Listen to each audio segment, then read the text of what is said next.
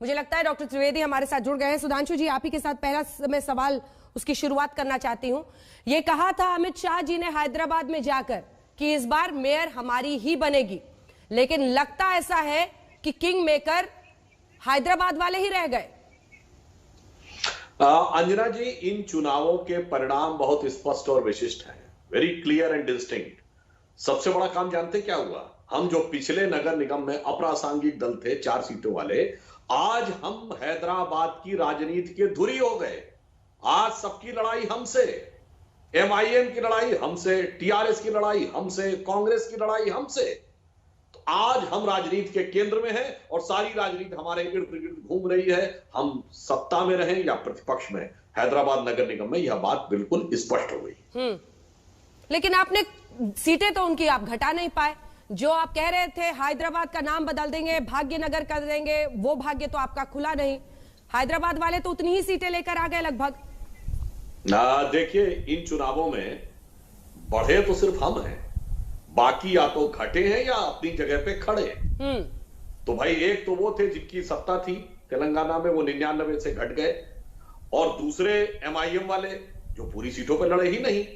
तो अगर पूरी सीटों पे लड़ के समर्थन प्राप्त किया तो हम ही ने किया, और मैं ये कह सकता हूं कि यह हैदराबाद की राजनीति में एक मील का पत्थर है, और भविष्य में हैदराबाद के भाग्योदय का मार्ग प्रशस्त हो चुका है। भाग्योदय का मार्ग प्रशस्त हो चुका है। ओवैसी जी, आपकी पिच पर बीजेपी के लिए बैटिंग आसान हो गई, वरना देखिए ना, पहली बार में इतने गुना वो बढ़ गए आगे। 4 से कहां पहुंच गए? 4 सीटों से, 4 वार्ड से। ओवैसी जी, मैडम आपका सवाल दोबारा रिपीट करिए, आवाज आपकी सुनाई दे रही है। मैं कह रही थी सर कि आपकी पिच पर बीजेपी के लिए बैटिंग बड़ी आसान रही। देखिए ना, पहली ही पारी में जिस तरह से उन्होंने इस बार ताकत झोंकी अपनी हाई इलेक्शन वोल्टेज के साथ, उसमें 4 से वो 46 पर पहुंच गए। नहीं, बीजेपी ये क्यों नहीं कह रही है कि 150 सीट पे लड़े थे, 4 से वहां पहुंच। भाई 150 सीट पे लड़े, आपका सक्सेस रेट क्या है?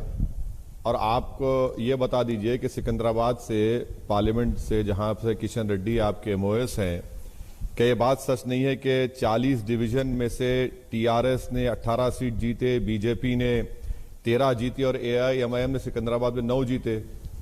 तो हम तो सिकंदराबाद पार्लियामेंट कॉन्स्टिट्यूंसी में 9 एमआईएम के कॉर्पोरेटर्स जीते, टीआरएस के 18, बीजेपी के 13। अब हैदराबाद में आ जाइए, हैदराबाद पार्लियामेंट सेगमेंट में हमने 34 सीट पर लड़े और 33 पर हम जीत गए, 10 पे बीजेपी जीती।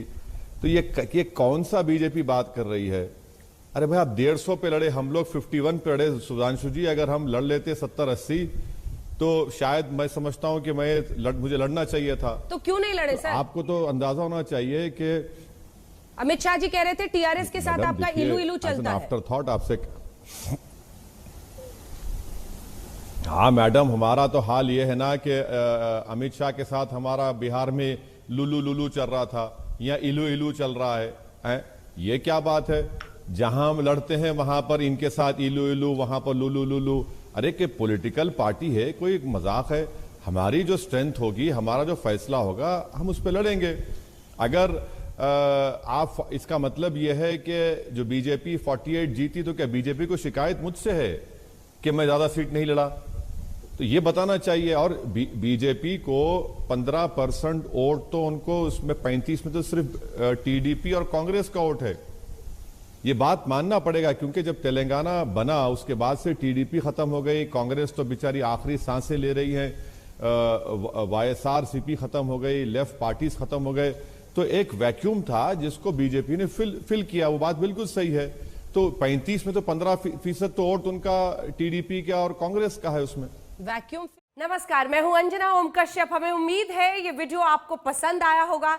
लेटेस्ट खबरों के लिए यूं ही देखते रहिए आज तक, और इस वीडियो के पसंद आने पर लाइक, शेयर एंड सब्सक्राइब करना ना भूलें।